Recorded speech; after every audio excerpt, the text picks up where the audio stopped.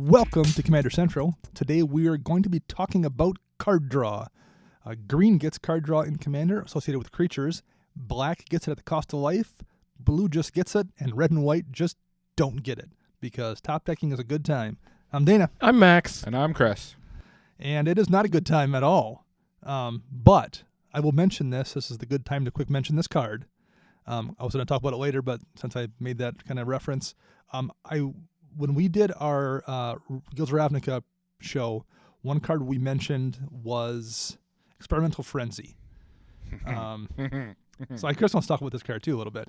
For those who don't remember, it's 3 and a red for an enchantment. You may look at the top card of your library at any time. You may play, not cast, but play the top card of your library, and you can't play cards from your hand.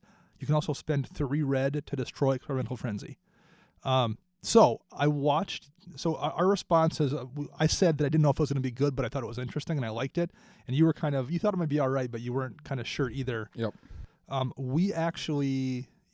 were playtesting it in Standard Boros. And what were your thoughts upon playtesting it in Standard? It's broken. Why?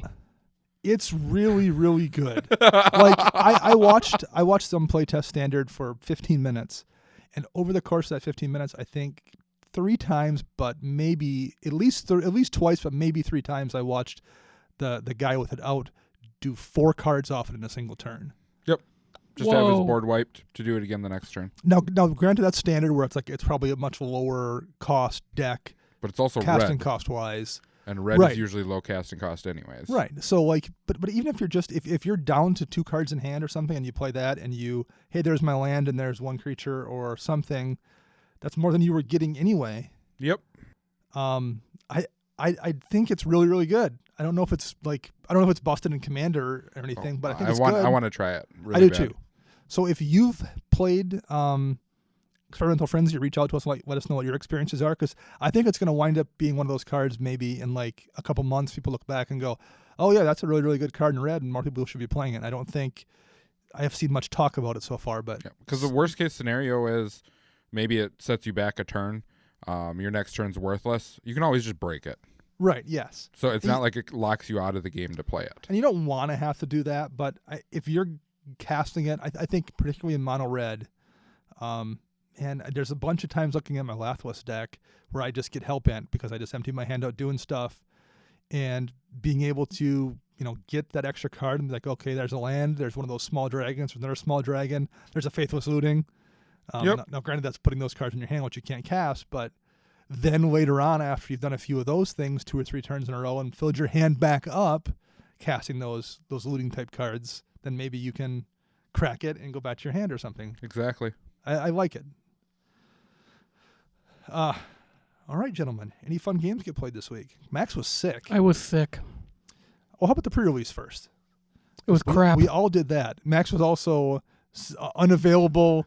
Mentally. Mentally, you were a couple beers in for the pre-release, so you weren't really able to entirely focus on your game. This is my memory of that day. Sitting up behind the counter, and all I hear is, oh yeah, I do a podcast, and have you met Squishy? Yeah, he knows nothing about Commander. That's what he's going to tell you, but don't believe him. And he's super loud in the back corner of the store, and I look over, I'm like, Max, you're giving away my secrets. I had 3 people being like, wow, Max is in a mood tonight, isn't he? Max's personality was brought out. It was much larger than it usually is. I will say that. Yep. I marketed for us. You did. You did a good job. I even got a business card Did you? after I beat him. Yep. Do you guys want to play? Yeah, round 1. Round 1 you played. Oh, that's awesome. Mm-hmm. 10 minutes. Yep. It was over pretty quick. Oh, yeah. So your pool was not great, Max. My pool was crap. I don't know if his pool was crap or your deck not, building skills weren't great. They're both crap to begin with. Right. So I had a really good pool, and I was 3-0, but I had to drop because I had a work call, so I had to take off and then work all night long on a network problem. But I really had a good time at the pre-release, at least in the 3 rounds I played. One thing I would say I really noticed. Every person's deck, at least that I played against, felt like an actual deck. They were all different too. I never saw identical decks. I mean, slightly similar, but never identical. Like I've done plenty of those pre-releases where the person you're playing against, you're like, oh, they're playing, white, blue, and you're like, I bet I'll see a few flyers, and then you see a few flyers, and that's what the deck is doing. Yep. They're running a few removal spells that they've got in their kit. But that's it. Like the deck is just that. Every single deck I saw, I felt like, wow, it's using the mechanics and it's trying to those mechanics are interacting with their plan in a way that you usually don't see at pre-releases. So that was very impressive. And it makes for a very fun pre-release, I thought, at least for me, when I'm able to surveil regularly off every card I'm casting, which is then interacting with my undergrowth stuff in the graveyard. I just really thought it was a lot of fun, and I'm looking forward to seeing how that stuff all plays in Standard. You guys gonna come draft with me tomorrow? I am probably not going to do that, but I want to hear about it because I'm curious how the draft goes. I like this format. Probably just like every other draft set. Think so? Yeah, I mean, because there's Dominaria was such a good draft, though. 4, 5 archetypes that you could possibly play in draft. So, yeah, I mean, Dom's was a strong draft, so it has a little bit of that. But I bet it winds up being a really well liked draft format as well. I'm pretty sure it will. I had a game I will mention briefly here with my Sphinx deck where I was playing against a Brian Stoutarm deck, and over the course of things happening, there was a Molten Steel Dragon out, and he wound up pumping it up. Like he took 20 life, pumped it up, and then flung it at me for 26 or whatever it was, and then gained his life back from the Brian lifelink, and then came back to me. Or no, then that was at the end of the previous turn. Came back to him then, and he was going to swing in for lethal, and I happened to have a Wind Reader Sphinx out, and he had 3 flyers that he was swinging with. So I was able to draw 3 cards and then use my scroll rack to dig down 10 deep, I think it was at that point, between a full hand and drawing those 3, and found a Teferi's Protection to buy myself enough time to, I survived the swing, and then came back to my turn. I cracked a fetch land that I got in those 10 cards to shuffle my library, scroll rack down 10 again, found a True Conviction, I was able to crack back for the win with a double strike. But I was only able to do that and be in that position because, number one, I'd been drawing enough cards to have that full grip of 7, and then I drew 3 more to go to 10. So card draw was the reason I was able to be in that position to dig that deep and find not 1 but 2 answers over the course of 30 seconds to save that game. So that was good story to mention in conjunction with our topic here. Any MVP cards anyone wants to mention that they saw in games that really stood out to them? I thought Surveil as a mechanic was just an MVP in the pre-release. I don't. This isn't MVP topic or anything, but back to your games you played with the Brian Stoutarm. Do you want to bring up the rules question you had during that game to the listeners? Oh, sure. That we looked up. That's a good one.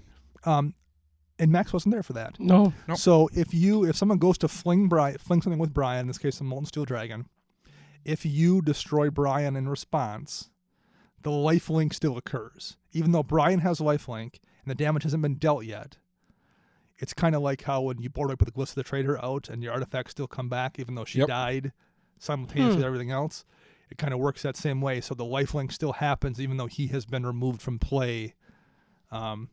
Yeah, I did like it when you were asking all us that question. It's like, we all know the damage is going to happen. We just want to know if the lifelink still goes off. Because I knew I could survive the damage, but I was like, there's no way I can at least until I hit True Conviction, I wasn't going to be able to crack back and win it. So if that comes up, if you remove Brian, the lifelink still occurs. Yep. Another thing that was for the pre-release with another rules thing is if you go to deal damage with Justice Strike to a creature that has lifelink, you have a deal damage to itself. It's so either that person still gains the life. Oh, they do? Yep. Even though the creature's killing itself, it's still gaining lifelink. Sure. Don't ask me how that works. I tried to come up with an analogy for it, and it did not work for me. Well, the one MVP card I will also briefly mention here, this is a card that everyone knows about, and I think I posted a picture on Twitter. Mirage Mirror is just good. It's dumb good. It's so good, because I posted it, and then I think it was JD of Commander, who's got a Twitter account, he posts a lot, made a point about how people don't run it enough. And he's right. People don't run it enough because it's good. my response back was it's almost so generically good in every deck that I don't run it in every deck because you could put it in every deck. It's like one of those scroll rack things or Mimic that. You could put it in every deck and you'd never be wrong. Like, you're never going to regret drawing it. Right. So I just only run it in one deck because you could put it in every deck, and then all of a sudden every deck has a scroll rack and has a divining top and has a mirage mirror and has a Mimic that. They're always just going to do something useful. I definitely think that is one of the main reasons I have yet to put in any of my decks. I mean, I have a playset of them. Sure. I bought them from Flipside Gaming when they rotated, but I think they're just too generically good to go into any of my decks. I mean, it'd be great in Jamocha because I could copy anything. Right. But it feels like just a good stuff card. Well, in the game I was playing it, I copied Cabal Coffers once, and I had an Urborg out to make double Cabal Coffers mana. And then I gained a bunch of life off an Exsanguinate from that, so I was up to like 90-some life. And then like for the 3 turns after that, before I put the game away, I was just turning it into a copy of Sylvan Library and drawing 4 extra cards instead of 2 and just keeping them all because who cares if I lose 16 life when I was at 90-something. Right. But I mean, like, the ability to switch back and forth to like do two very different things between copying Cabal Coffers and copying Sylvan Library is so good. So I don't want to say put it in every deck because that would be pretty boring, but if you haven't tried it, at least try it. I mean, it is a lot of fun. It's actually it's a fun card because looking around trying to figure out what the most useful thing to copy and being able to do it every single turn is a fun little mini game to do with like at least once in a while. Agreed. So that is my MVP card. Max mentioned Flipside Gaming. What could you tell us about Flipside Gaming, Max? They sell Magic the Gathering singles, sealed product, and accessories, along with some other trading card games that I don't play. Well, if you I was bought, going to say, I went to Flipside the other day, and first time ever going on their website because Okay. I don't ever order online. Because I was looking for standard cards because I knew standard season was coming up, and not a lot of our local stores would have everything I'm looking for. And so all of a sudden it's like, oh yeah, we got this buy list, and there's like Pokemon cards on there. I'm like, Pokemon what? They're speaking Chris's language at that point. So yeah, if you head over to flipsidegaming.com and use promo code CMDR on your checkout, you'll get 10% off your entire order, and a little bit comes back and helps us here in Eau Claire. Yes, indeed. You could also help us out by supporting us on Patreon. Yes, you can, and we have a few new Patreon supporters to announce this week. We would like to thank Shane Leathers, Jim Dean, and John Kozlowski. Thank you guys very much. Sincerely, though, we say thank you for this, but like, really, thank you very much. It's a really big deal to get support from people. Even like just $1 or $2 a month is a big deal. It makes a lot of this stuff easier.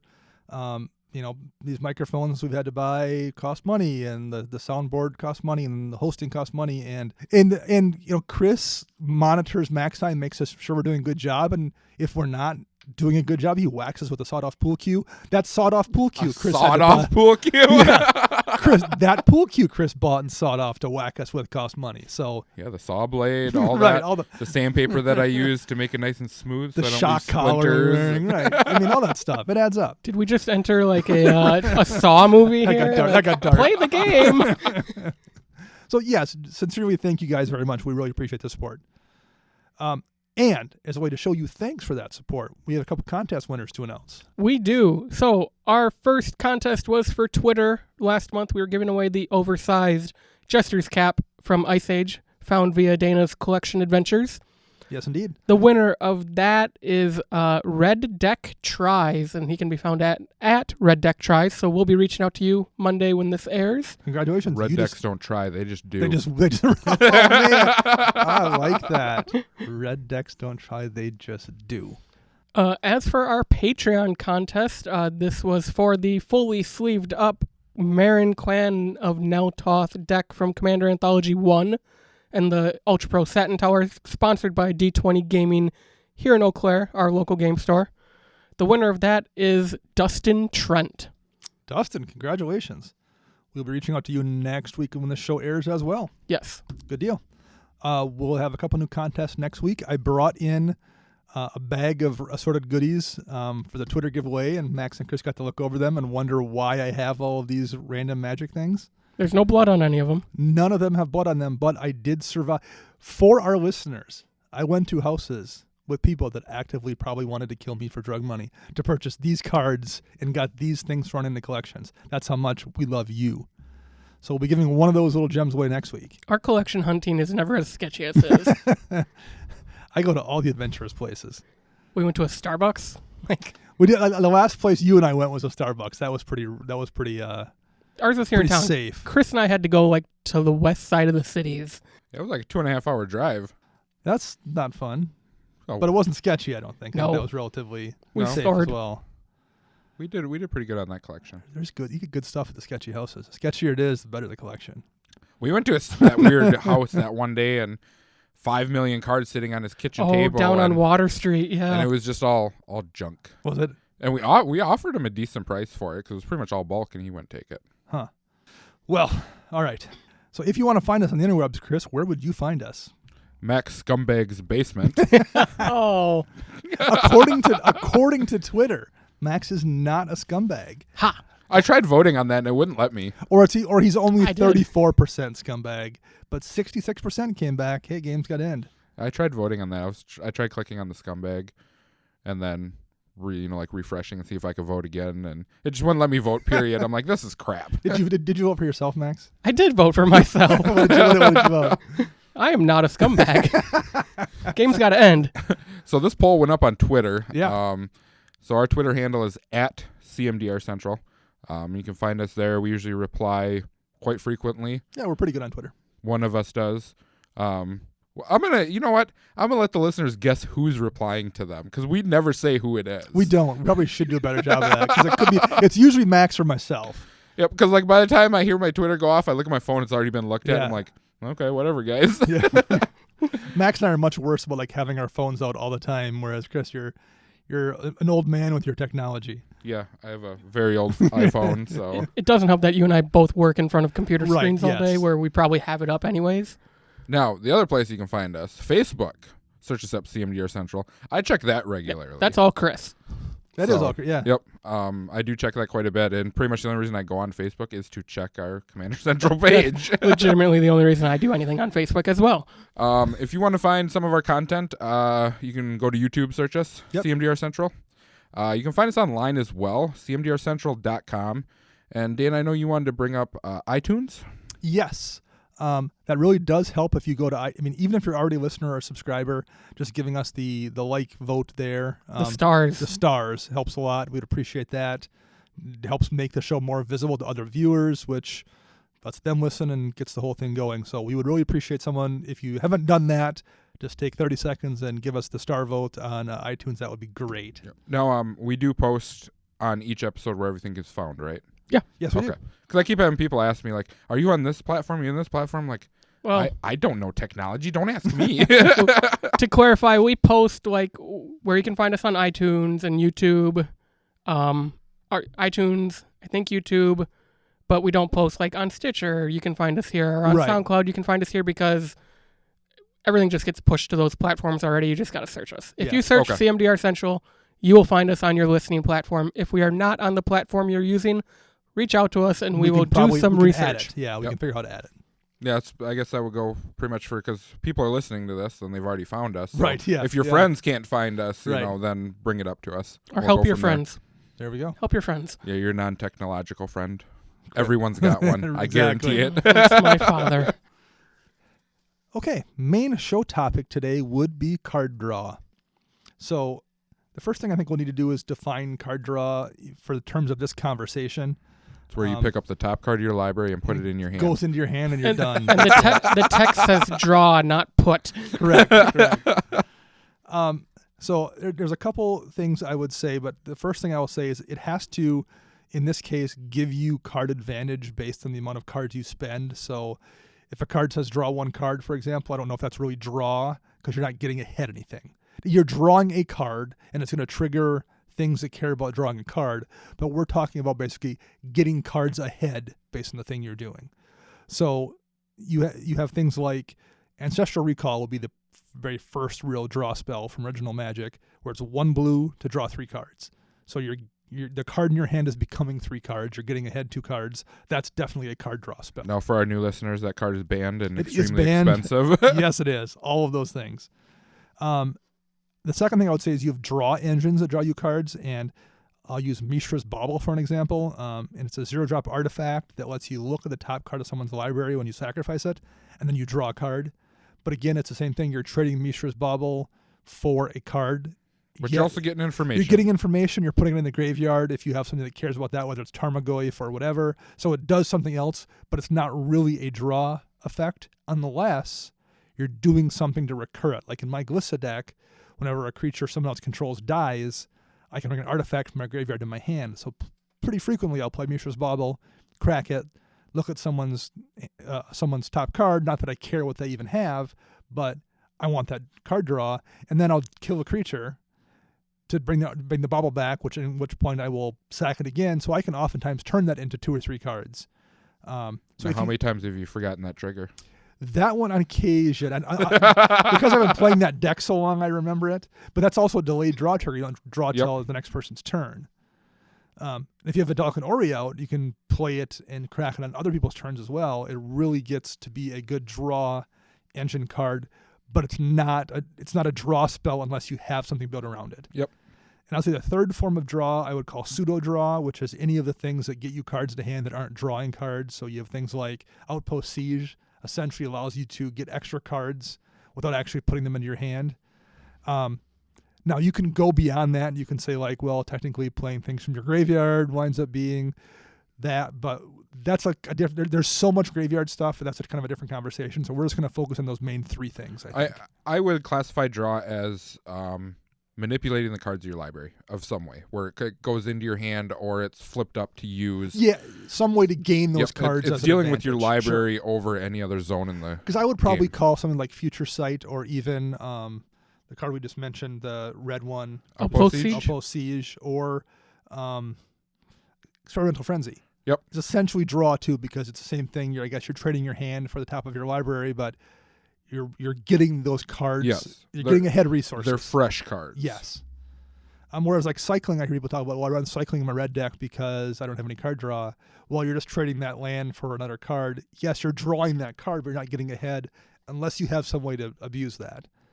Now, that could be useful because late in the game, you want to trade that for a different card.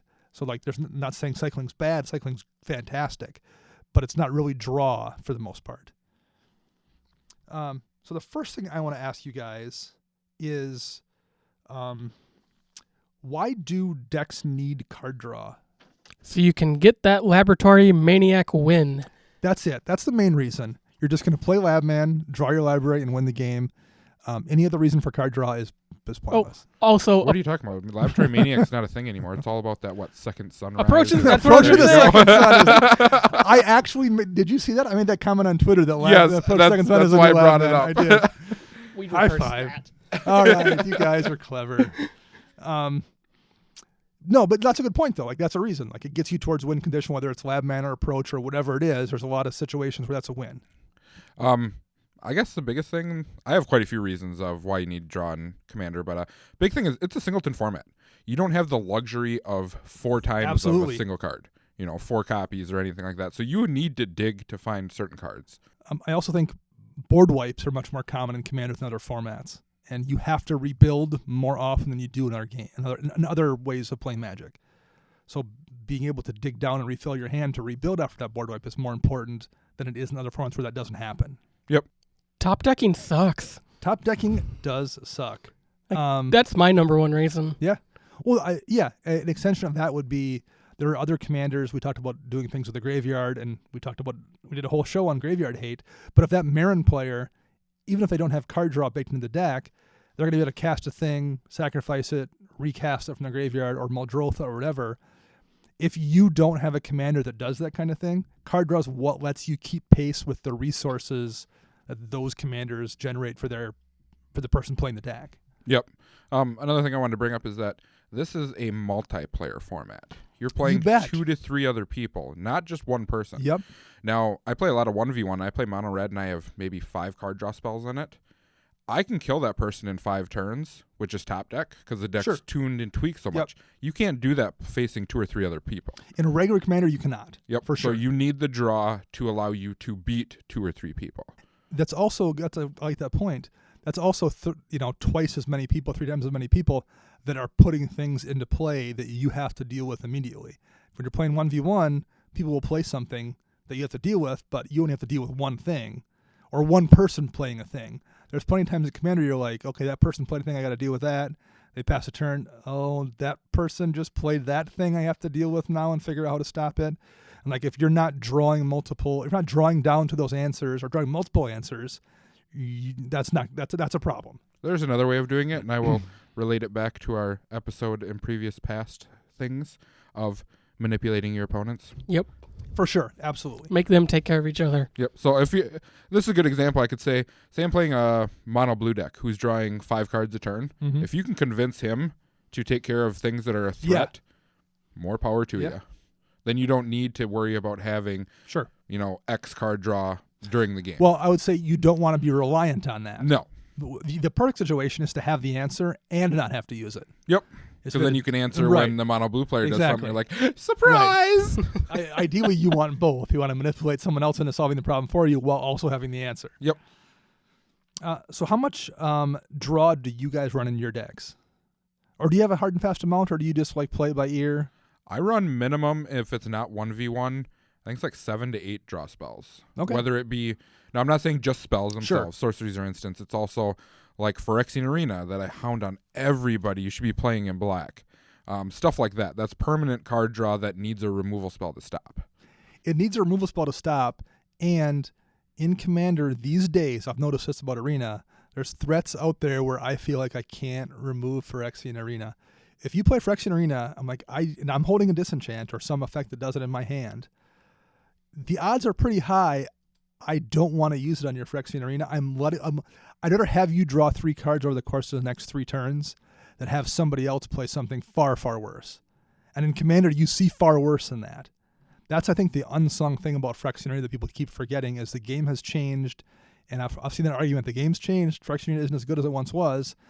That might be true, but it's also true that it's way more difficult to remove without putting yourself in a vulnerable position. I wouldn't say it's not as good as it once was.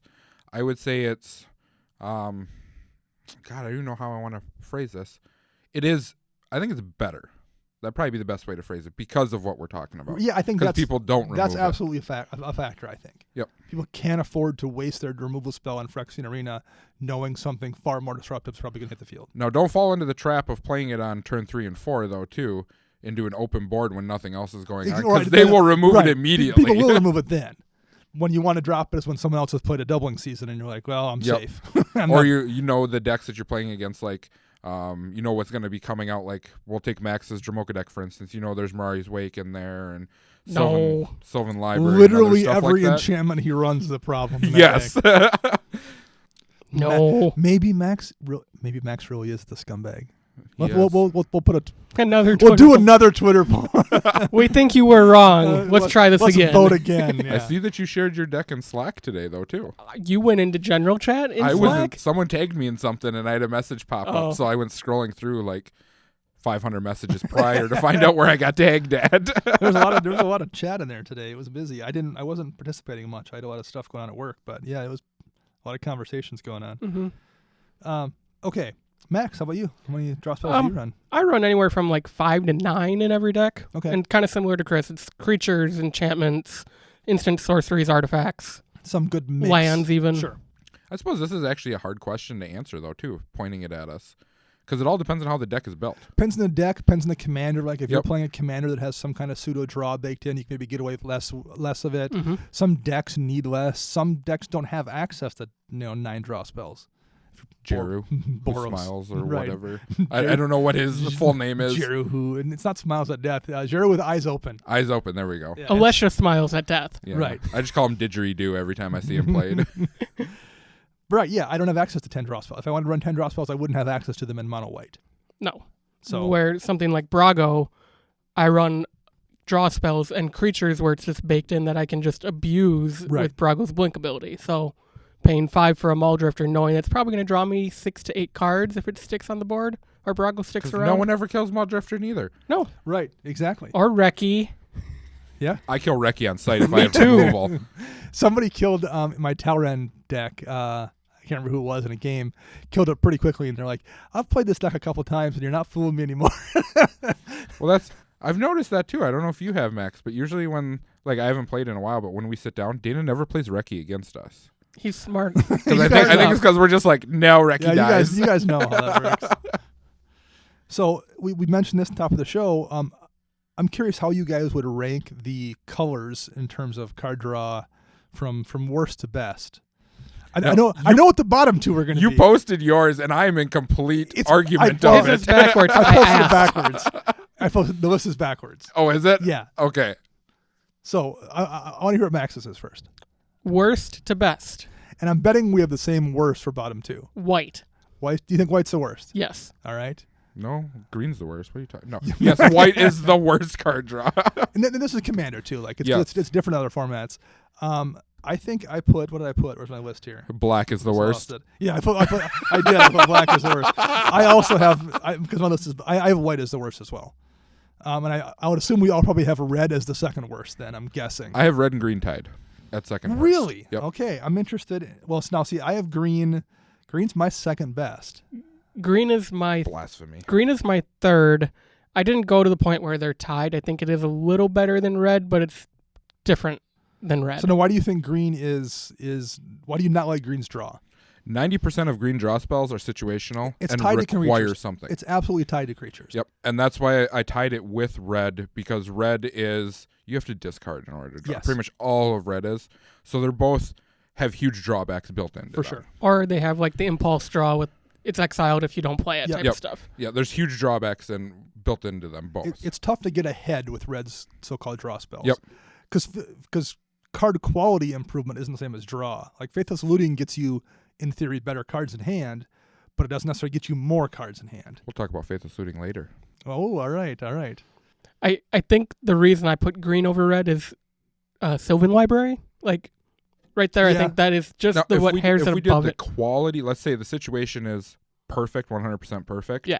Green is better than red. Sure. But it's still, I tied them because they're both so situational that you can't, it's not just, you got Harmonize. I think it's like the one of green spell. Yep. That's the one spell I think that I can think of that doesn't rely on creatures in some way, Guaranteed shape, draw. or form. Yep. So it's not guaranteed you need a creature out. And what if you have a Llanowar Elf out? Right. You're going to draw one card for like a 6-mana draw Right. spell? No. Yeah, green's draw really ramps up with their creature count. Yep. It's like there's some of it that's no good in the first 3 turns aside from Harmonize, but you get that turn 5 or something in a token deck, and suddenly Collective Unconsciousness becomes bonkers because you're drawing a card for each creature. Or there's one that does the same thing from Shamanic Revelation, which also can gain you 4 life each a creature. ridiculous amount of life I've seen off that card too. Or Soul's Majesty Max runs in his Dromoka deck. People need to run Skullcrack more, I swear. Rishkar's Expertise is a fantastic I think card. it is the best green spell for card draw, in my opinion. Yes, I would Yeah. agree. But you do need creatures for it. Yep. So like there is a caveat for all the green ones for sure. So there's a little bit of disconnect. But you would agree green is generally probably better than. Yep. If they're All both set in the perfect situations, green's card draw selection is better. Okay. So third place, Chris has got green there. Max, what do you have in third? You have green in third I as well. have green in third as well. I think I'm the only person that's I've got blue third. Blasphemy! Don't even talk to me anymore. I'm confused why blue is in third on your list as well. I think Because you know. don't play I blue? think you I screwed do. up. I play blue. Because I never feel like blue has the cards and the curve I want. I do like Brainstorm as like a 1-drop, but that's not really putting you ahead. You're drawing 3 cards and you put 2 back and you lose a Brainstorm. It's a great card. And I guess I usually treat it as a draw spell, but it isn't really getting your resources ahead. Now, I wonder if you consider blue that weak, because blue doesn't have, in my opinion anyways, the cards to back up your card draw. Maybe. Like the threats, the whatever else, because blue's kind of weak on that aspect. I feel like it's lacking those mid-range spells. Like black has, I feel like those cards that are, 3 mana, draw Draw 2, lose draw 2. 2 kind of situations. And blues always make you discard a card or sacrifice a land, or there's the cat. I would rather trade life. I don't care about trading life, and maybe that's what it is. I have some good card draw spells I need to show you. Then we've mentioned before how reckless I am with my life total. Maybe that's part of it. Is I'm just like, oh, there's no downside to black draw because I don't care about losing life. True. Maybe that's part of what it is. Yep. So that's my thing with blue. I also don't like X draw spells. And a lot of blues, good ones are like X draw. Some of their top, like higher end ones are, but I mean, I don't really consider them good draw spells in my opinion. Yeah, okay. Well, and I don't either. I tend to not like those. So now, honestly, out of all of them, Blue Sun's probably the best because it is instant speed, so you can makes use a huge difference. Yeah. And I mean, obviously, it's not really a blue spell, but like Sphinx's Rev being white blue is pretty great as well, and it's an X draw. Isn't it white double blue? White double blue Yeah, X. so technically it is more of blue than white. Yeah. So do we all have black as number 1? No. What's your number Blasphemy. Blue is number Blue's 1. number 1. I think black is number 1. I have black as number 1. Okay. I have black as number 2. It was tight. Like, I sat there for a while. I'm like, I know why blue. I knew those two were 1 and 2. Sure. I chose black mainly just because of, like Dana just said, it's all consistent. Like, you have Read the Bones. You always have those 2 drops, 3 drops, 4 drops, 5 drops that you lose life or you scry. You know, you're consistently getting X cards, where blue, you do have to do something else. And then maybe I'm like Dana, I'm reckless with my life. So. And that is why black is number 2 for me. So I would say if you look at the permanent draw, you have in blue, you have Rhystic Study, which is obviously a great card. And I would say Mystic Remora is probably pretty fantastic as well. There's some expensive ones like Thought Reflection and Honda of Seeing Winds that are like 5 or 6 mana range. Yep. Value extra cards too. But for the cheap ones, those are the two main cheap blue ones. Black has Arena, and Necropotence though is a crazy strong card. It is. You also get things like Ad Nauseum, which is really, really like busted in some situations. That's not card draw. What are we talking about? Well, yeah, but it is. It is. And I think black also has. I think what I like about black is those 3 black small draw spells: Night's Whisper, Sign in Blood, and Read the Bones. In black, I'm a huge fan of, and I think that's where blue struggles to compete, is in that 1 or 2 mana draw slot. But why do you just draw spells for you that you need to see? This is from our 1v1 experience of finding the best blue draw spells that there is. Now, a card I like a lot, and it's not blue, it's blue-black. I like Notion Rain a ton from. Yes. And that goes to show you that blue and black are the 2 best card drawing colors. Yeah. Now, I have black in second just for the simple fact of it is amazing drawing capabilities. But when I did this list, it was, are there drawbacks to each?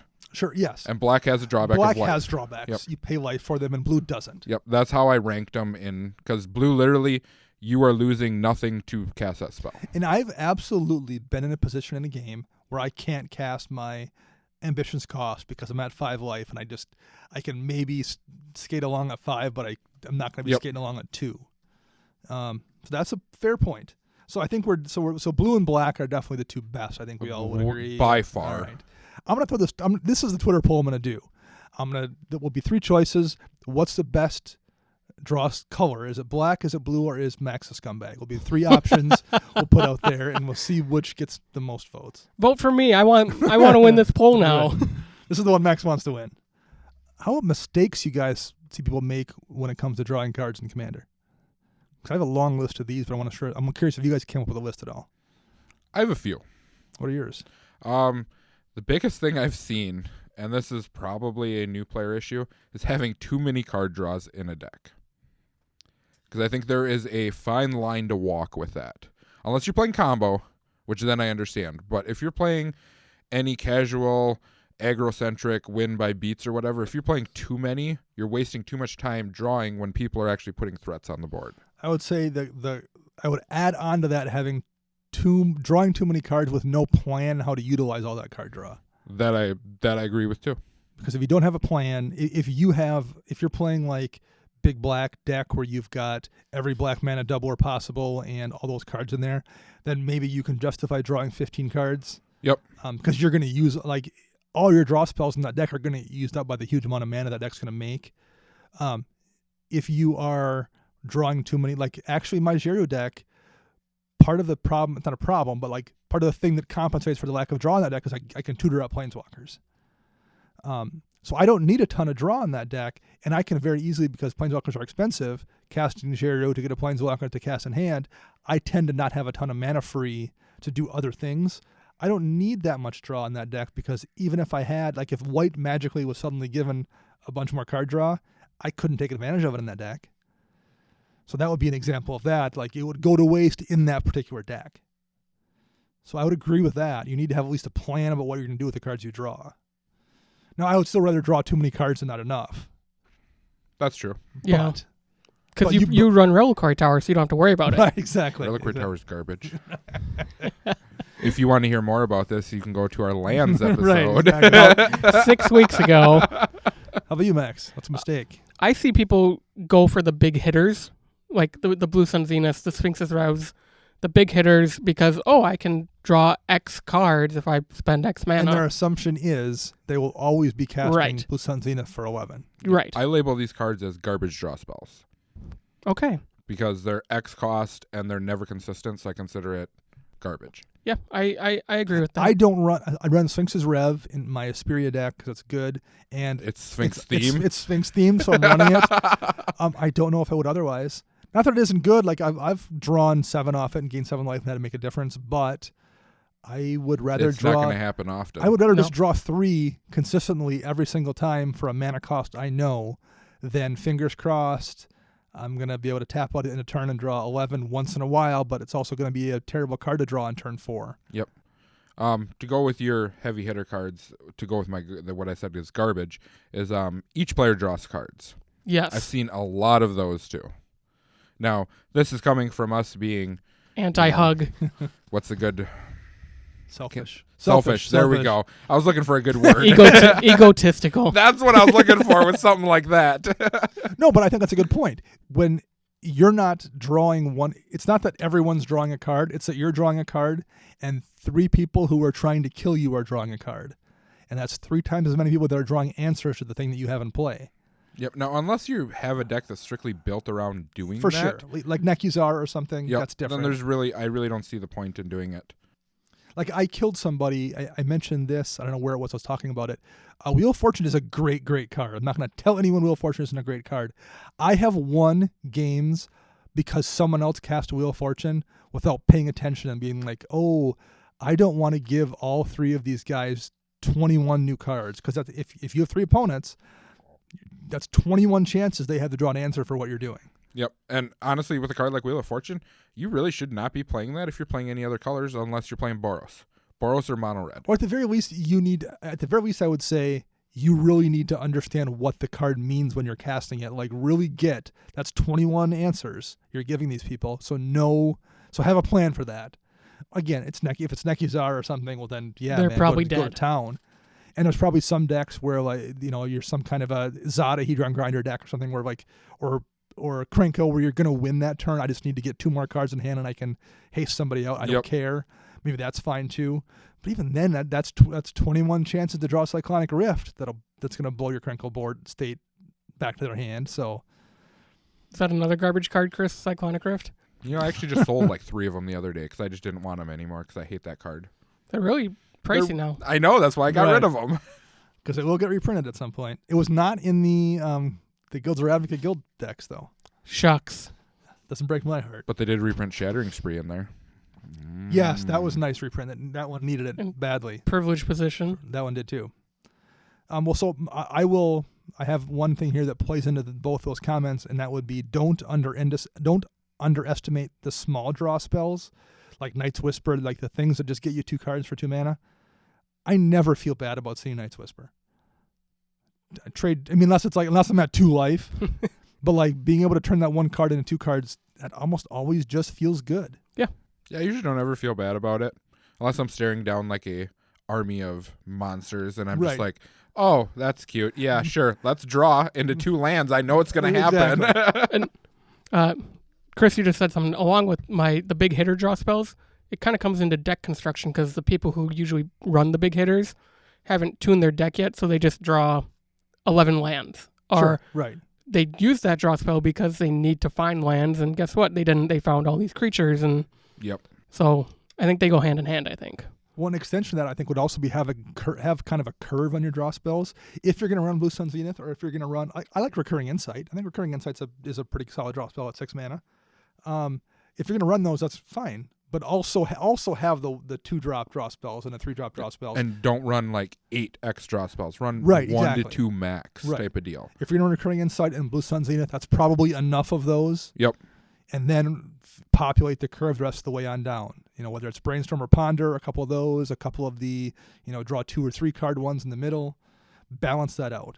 Well, that'll tie into the last thing I wanted to talk about with this. That's a big thing, and this is really situational. Has to do a lot with newer players that you gain. You gain this from experience, but firing off your draw spells too early in the game. Like turn 1, I'm going to draw right now. Sure. Why? Particularly if it's something like Phyrexian Arena that's going to go into the field, like you said, Yep. when there's no other good targets. Yeah, I mean, you fire them off too soon. If you don't need anything, there's no point in playing that. And honestly, if you're turn 1 drawing, then you must have kept a bad hand. Right. Also, that immediately puts people, at least if the people you're playing with are any good, that guy's already drawing cards. Yep. Like That immediately makes you a threat. It makes me, Yep. at least it makes me think you're a threat. I immediately assume, that person's already getting ahead. I need to keep an eye on what they're doing now. Yep. Like I would say it's the same thing sometimes. There's plenty of times I don't cast a Soul Ring on turn 1 because I can see in my hand I can't utilize it really for 2 turns anyway, or I don't care. Why not wait till turn 3 when I can achieve the same exact effect and not have anybody immediately be like, that guy's got a turn 1 Soul Ring. I always turn 1 Soul Ring because I see it once a year. That. That's it, right? As soon as I see it, I'm like, oh yeah, there it is. Well, it's kind of similar to that. I would say is don't rely too much on draw that can be disrupted easily. And by that, I would mean things like Consecrated Sphinx is a fantastic, fantastic card.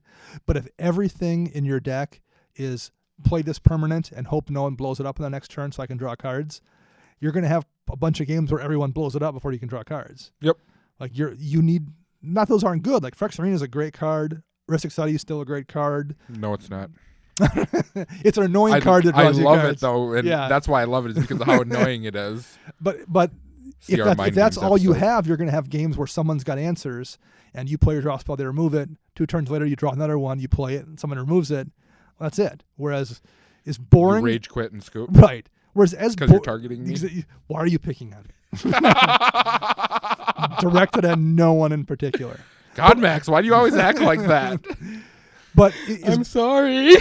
is as boring as Harmonize is, Harmonize always draws me 3 cards for 4 mana. Yep. Every time. There's no doubt about it. I know what it's going to do.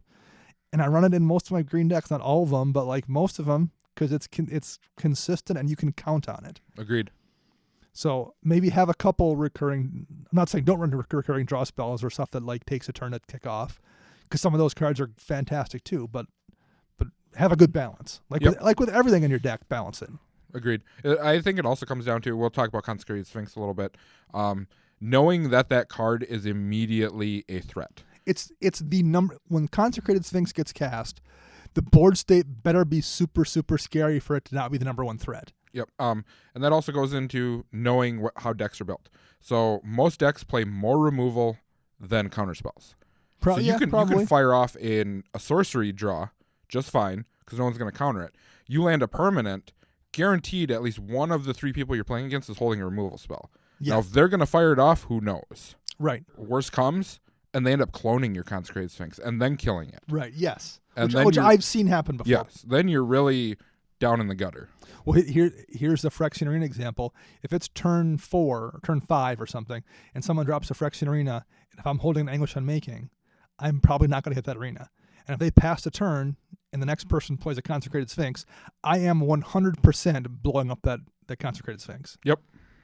So it's all about threat assessment. You bet. Did we do a show on threat assessment yet? I don't know if we did. I'd have to look through the archives. Something to consider if we haven't. Interesting. So what are your favorite draw spells? Does Mystic Study count? Well, that's Chris's. See, this is going to turn around and bite me in the butt from what I said the powerful draw spells were. So my first 2 are black. Phyrexian Arena. Which, see, I play those colors, so that's probably why they're the most. But my number 1 by far is Phyrexian Arena. Yeah. My favorite one. Like I said, we mentioned this before. I get the argument that it takes you multiple turns to get to where Ambition's Cost gets you. I still love the card, But I play Ambition's Cost too. So Right, exactly. Like that's the problem with that argument. It's not that you should run Ambition's Cost or Phyrexian Arena. It's that you should run all of them. Yes. Max, what's your number one? So I would have to say Rishkar's Expertise. Ugh, yeah. Rishkar's Expertise is It's so, just so good. good. It is very good. It's on my list. I think my number one favorite one is probably Night's Whisper. Okay. Again, it's not like flashy, but it's 2 mana. What I love about Night's Whisper is High floor. It never screws up. Yeah, well, it's a high floor card. High for floor sure. card. Yeah, but it never screws up my turn either. I almost never have to choose between casting Night's Whisper and casting this other thing. I mean, yeah, occasionally you will. Like there's plenty of times when I can cast the thing I want to cast, and I still have 2 mana free, and I'm going to cast Night's Whisper and draw 2 and pass my turn. And it's an amazing F&M foil. Yes, it is. It's a great looking card too. So that's probably my number one. It's not remotely flashy, but that's my favorite one. But what other ones do you guys like a lot in decks? Chris has said he's got a list here. Read the Bones. Read the Bones. Read the Bones. Those think aren't blue, Chris. I think it's one of the best black draw spells that there is. No, spell based, not permanent based, Sure, but spell based. Because of the Scry 2. Yep. And I will now add Notion Rain to that list as well because it's functionally the same thing, if not better in a lot of decks. Yeah, There's but a lot it of requires you to play blue. You got to play blue, so it's tougher general, to run. Which a lot of blue-black generals are trash, in my opinion. And you're also in blue already, where you already have you're the 2 best draw colors, so you have so many options as it is. Agreed. But there's enough situational decks where discarding stuff is so much better than putting it in the bottom of your library. I am a fan of Recurring Insight. I mentioned this before. It's 6 mana to draw cards equal to the amount of cards in someone else's hand, but it has rebound. Trash. you don't like it. No, I love that card. Oh yeah, all right. I was wondering. I mean, 6 mana is a lot, and it's sorcery speed. But very frequently, it's like a draw 5 or draw 6, and then spin back around, and then just draw 5 or 6 more for free. Yep. And even the games when it's bad, and I've had it be bad before where I've top decked it when it's down to me and one person, and I'm like, how many cards are in your hand? Like, 3. Well, I don't know, draw 6 for 3 isn't awful. It's not great, and I don't love it, but I'm going to draw 3, and then maybe next turn draw 2 more. So it's very rarely dead. But there's also been those times when someone just Decree of Pains, like I've cast it after someone else Decree of Pain, drew 12 with a tower out, and then pass a turn, and I'm like, I'm just going to Recurring Insight. You've got 18 in hand? See, then that's why I say Reliquary Tower is garbage. You should not use it. It sets All up you're those doing, types of scenarios. You're just enabling my Recurring Insight. What What other ones you guys like? We'll talk about, this is probably, since I am through and through a red mage, this is one of my more favorite cards, Faithless Looting. Faithless Looting is so good. Now, yes, it is a 1-for-1, and I guarantee that's the argument everyone gives me with Yes. this card. The upside to it is you're playing a singleton format. It is a flashback, so it's a recurable draw spell. In red. Where yes. red, I would almost say like make the exception. You just need anything to get you there in red. Yep, and it is 1 mana. 1 mana. Yep. The other upside to this is it is not your typical looting card. You draw first, then discard. Right. Which is technically which is looting versus rummaging, which is where you discard then draw. So yes, it's the fact that you actually get to do it that way is really nice. Yep. And one thing I think is worth mentioning in red, like in mono red decks, I tend to run Pyromancer's Goggles. Mm-hmm. Being able to copy a lot of those spells is useful. Being able to copy those draw spells because the discard portion is part of the cost. Yep. It says, in addition to casting the spell, discard 2 cards or whatever it is. So if you copy that spell, you don't have to discard again. You just get to draw 4 cards off Magnetic Insight or draw 4 cards off Faithless Looting while discarding the 1. Yes. Feels like God mode. Because like in Standard, that 1 year when Goggles was standard illegal. Yep. That deck that was Goggle Ramp was a standard deck, and that felt so strong. Like, I'm gonna Magnetic Insight. I will pay for it with my Pyromancer's Goggles. I'm gonna pitch this Drowneyard Temple, and I'm gonna draw 4 cards, and then bring Drowneyard Temple back into play. Yep. Like that just felt like cheating in Standard. Even in addition to the red draw spells, there's just so many good red spells that are worth copying anyway. Yep. And if you're playing Element's Archive or something, that also copies a draw off those spells. So I am a big fan of Faithless Looting, and I like Magnetic Insight a lot as well, which is the 1 mana 1, but you have to pitch a land. Yep. I'm a fan of that as well. Max, what do you got for us? I'm going to go to my new commander, Krav the Unredeemed, Yeah. because you can pay a black and sacrifice any amount of creatures, and then you draw. Target player draws X cards, gains X life, and he gets that many +1/+1 counters. So I'm kind of building it with like a token sub-theme. So for a single black, wiping out all my servos or something to draw 5 cards seems really good. That's what you needed that Bitter Blossom for. That's That exactly is what why the- I needed yeah. the Bitter Blossom. Yeah, having draw baked into your commander is almost always really, really useful too. Yeah. Every Varina deck I've played against, I've never seen one stall. Like I've beaten Varina Lich Queen decks, but I've never felt like, oh, they just have got nothing going on, because being able to cast her and just draw a few cards off your zombie swinging almost always keeps you in a game. That's the main reason that Timna the Weaver is one of the strongest partner commanders, because she has that draw just built in, and it's not just one card; it's multiple cards in multiplayer games. Yep. So yeah, I completely agree with that. What else do you have, Chris? I have 2 more, which are very similar cards, and I Okay. know one of them you hate. All right. Oh, I know what this is, because you mentioned it last week. So it's going to be Treasure Cruise and Dig Through Time. I believe both of them are extremely powerful cards in Commander I agree with No, that statement. I have because of the acknowledged. delve mechanic. I have acknowledged this about Treasure Cruise.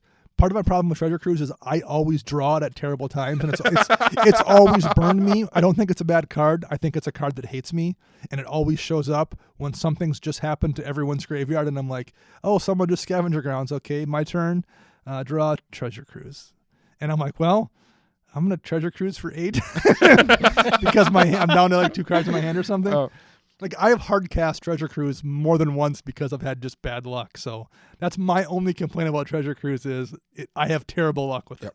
Now, of the 2, I think Dig Through Time is stronger. In Commander, I would agree with that. Yep. At Dig 7, you get to pick 2 for 8 mana with Delve. So, I mean, that's pretty darn good. Yeah. At instant speed. And there's plenty of decks where if you don't care about your own graveyard, and there's a lot of decks that are like that. I mean, some of them abuse it to heck and gone, but some don't even touch their own graveyard.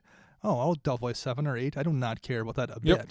bit. Well, just being able to see 7 cards at instant speed Yeah, and instant picking the speed, 2 too. best For the It- situation. for the situation is Yep. great. What was the card you tried running in Talrand a few weeks ago, Dana? Oh, That Matt Morgan recommended you try. Manifold Insights. I know it wasn't great when you tried it the few times you have, but Right. that's kind of the same 3 mana to see 5 cards. Right. And I mean, you get to see them too, and Right. you just get to figure out what your opponents are going to take, Yeah. what's going to help, because they don't see your hand. You know, there's a lot of hidden knowledge that they got to figure out Right. before just handing you a Cyclonic Rift, a Counterspell, a Consecrated Sphinx, you know. Right. I think that card is very similar to both Treasure Cruise and Dig Through Time, where I think it's underrated, and I just think it needs to find the right deck. I think a big part of the problem is it's that the Talrand deck wasn't a good home for it, because the best case scenario for me is someone just hands me 3 cantrips, which is fine. That's what the deck is filled with, but in a there's, Kess there's deck, no good cards in that Talrand deck for the most part. Like, nothing anyone is scared of. So Right. there's no huge upside. Whereas there's probably plenty of decks where people are going to be like, oh, there's 5 lands in here and 5 cards and 4 of them are busted. You're screwed either way. That Talrand deck is a bad one for that, because that's never going to be the case in that deck. So I need to probably try it in a different Talrand deck. doesn't have the big beaters and scary Yeah. stuff that's about to come out of the deck. It's got Particularly my Talrand one game deck. plan and it sticks to it. Oh, there's an op and an impulse and a like no one is cared. No I one would cares. give you Opt. I would not give you Impulse. That's 4 cards. Impulse is another very, very Impulse good is a really good card. 2 mana blue spell right there. People forget Love about it. Impulse, I think, because it came out in that kind of window when there was a lot of bad cards coming out. Like, well, if it's not an early Magic or if it's not recent, people forget about that stuff. Didn't they just reprint that in Battle Bond? It was in. Yeah, was it in was in Battle Bond. Battle It was Bond. also in FTV 20, I think. same art. Was the same art? Okay. Yeah, with everyone thought that was going to be Mother of Runes, the older lady who's got her hand out, but it wound up being Impulse. That is a really good card. That's a good one as well. Yep. Any other favorites you want to mention before we finish this up here? Okay. I think that's putting a point down. I think we've covered everything about card draw we need to cover, at least for this show. I guess we really didn't talk about white too much. Because It's it just not- doesn't no, exist. Do you? Karn. Well, I'm gonna Karn's put it, great. I'm gonna put it out here. for you guys, and we'll put it out for our Twitter Sure. people too, as something they can respond to us. Do you sacrifice things for the card drawn white? Because there is that 3 mana enchantment, 5 mana to activate it. Target opponent gains 3 life, and you draw 2 cards or something like that. So yeah. Do you run that if you're playing a mono white deck? Do you run cards such as that, where you're actually getting Sure, I'm disadvantage curious. in the long run? I will tell you, like, looking at my Dejiro deck, I've got Arch of Erazka, which if you have City's Blessing, you can spend 4 mana to draw a card, 5 Yep. mana, I think. I think it's 6. 6 mana. Yeah, I'm card pretty sure deck it's itself, 6. too. Yep. But I sometimes have those turns where I have mana left or something. And there's not much downside to it. One of the things I run in Dejiro is Endless Atlas, which is 2 to cast, and you can spend 2 to draw a card, but you can only activate it if you control 3 or more lands of the same name. In mono white, you're probably always going to have 3 planes, so it's basically just 2 to draw a card. You should have that's snow-covered pretty solid. plains. This is a tip from a pro. If you're playing Commander and you're playing mono, you should be playing snow-covered lands. Just for extra planar wins. Just for those. It's probably worth it, yeah. Until you run into the player who all he runs is snow-covered lands. He's like, oh, cha-ching! Until you play against my Zero deck. I don't know if I've ever ran into that problem with extra planar lands and somebody else having snow lands out too. If I do, it's in green, not in any other color. Not white, because no one's playing mono white. We ran into this in the 1v1. Oh, really? Nate played all snow-covered islands in his deck. We ran into a person playing a Talran deck with all snow-covered islands. And he went to cast it, and he looks over, he's like, oh, you have snow-covered? And Nate's like, yes, I do! Nice. Thank you for helping me. So yeah, I'm white. I think Steph of Nin in mono white especially. It's 6 mana, draws an extra card during your upkeep. It's just an expensive Phyrexian Arena. Except for you can tap to do a damage to a target. Being able to plink a Planeswalker for 1 actually matters sometimes. And there's enough times someone's got a Birds of Paradise out or whatever that's worth taking out. That's not I wouldn't run it outside of white or Boros maybe, but it's not a bad card. So there's a few things in white that you can kind of get away with that get you there. Mind's Eye, I don't love, but you can use it. If you're in mono white, you probably have a little bit of a lifelink-ish in there, so you can run that new enchantment from Guilds of Ravnica, where when you gain life, pay 2.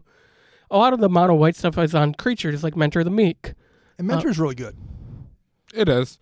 Well, that's the other thing then. I would love to hear back from our listeners too. If you build mono white, are you going to build it low to the ground fast, or do you build it big? Yeah. Because you can go both ways. But if you go low to the ground, being able to put Mentor in there makes a big difference. Yep. Then you have other options. I mean, it's just, I'm curious what people do with their mono whites. Yeah, me too. All right, well, let us know. We will be available on the addresses Chris gave at the start of the show, and we'll put some polls out on Twitter about some of this stuff as well. We also have one more question here before we sign out for the day. And this is inspired by something I've mentioned, I know, several times in the past, but I did it again this week. I once again took Tormented Hellfire out of my Glissa deck because I won a game with it on Tuesday again, and I was just like... Is this the 3rd or the 4th time now? Fourth. It's at least the 3rd, if not the 4th time I've taken it out. I give it 3 weeks. Maybe. No, I like... Here's the thing. It never feels fun to win. So then I'm like, well, why am I playing it if it's not fun to win with the card then? So if it makes the win not enjoyable, they do, but if it's not fun, I would rather just not, I don't know. So I'm trying to figure out what to do. I put in Revel and Riches as a way to win in that deck, in that spot. We'll see what happens. Now you need Pitiless Plunderer to make more treasures. Maybe. So he doesn't have Death Touch, though, so you can't run him. Yeah. I actually played against a deck that was themed around treasure tokens and... What was the other token? Gold. No, clues. It was treasures and clues. He had like every Clues treasure. to find the treasure. Oh, Yeah. I love it. He had every treasure and clue token, and then he almost won with mechanized production Ugh. at the end of the game. The only reason he didn't was like 2 turns before I drew entered explosives.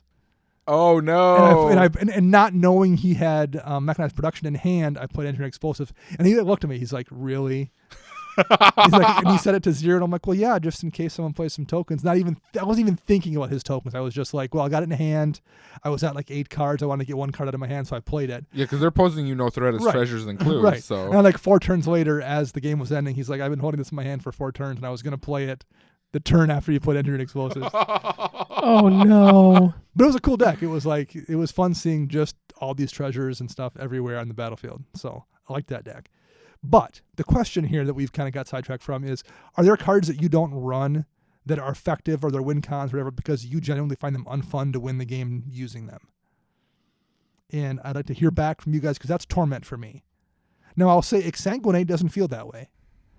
Really? What? Yeah. Because you can cast Exsanguinate on turn like 7 or something You when can do you've that with taken torment too. Yeah, but it still feels I still feel bad about doing it. Whereas Exsanguinate, I'm like, okay, you guys are taking me to 20, now I'm back to 40 and you're all at 20. That doesn't feel bad, whereas I'm like, oh, you guys all lose 7 things. I don't know, I feel like a jerk doing it, and I know I shouldn't because you're trying to win. But for some reason, Torment of Hailfire makes me feel bad. See, I did the reverse, building R&K. You did because you put your comment in there. We know. We know all about it, Max. I put Torment in over Exsanguinate. Okay. But my reasoning is I would rather level the playing field, whether they discard their hand, sacrifice permanents, or choose to lose the life. Knowing that I have a bunch of life gain already built into the deck, I'd rather have that happen versus permanently knock everybody down by 10 and gain 30. Just because the deck itself has enough lifelink, I didn't want one more final punch. So, and this might entirely be in my head too. Like maybe no one cares about getting tormented to lose the game. I just find it not a fun way for me personally to win. I mean, I think I said it today in Slack. There's a difference between Torment to Hailfire for a bajillion on turn 5 because of somehow you did it. Right. Versus Torment to Hailfire 2 hours in, it's turn 50 and the game has to end. I mean, I'm using same reasoning for my scumbag combo. But and here's the funny thing about Torment. I pulled out Mindslaver for Torment because I'm like, oh, this is not as bad, not as annoying as Mindslaver, and it feels just as annoying as Mindslaver. So why don't you just pull Cabal Coffers then and leave in Torment? Oh, huh. Then you don't have the doubler. Then you don't have the temptation to go 1,000,000 mana into it type of, and you only cast it for like 6 mana or something. Because then I don't know if I want to run. Okay, so that's a good point. But if I don't have Cabal Coffers, then I don't know if it's good enough to run in that deck. Okay. I can see that too. It doesn't ramp that hard. I mean, it ramp, but I don't have that much artifact ramp. So then it just becomes something that slows the game down because I do it for 7 and it slows everybody down, but it doesn't win me the game. At least now it wins me the game. But then it would be, you wouldn't feel so bad casting. Right. Well, if I pulled Cabal Coffers, I would just wind up pulling Torment anyway. Then I'd just be down to Cabal. I'd be the same boat I am now with no Cabal Coffers.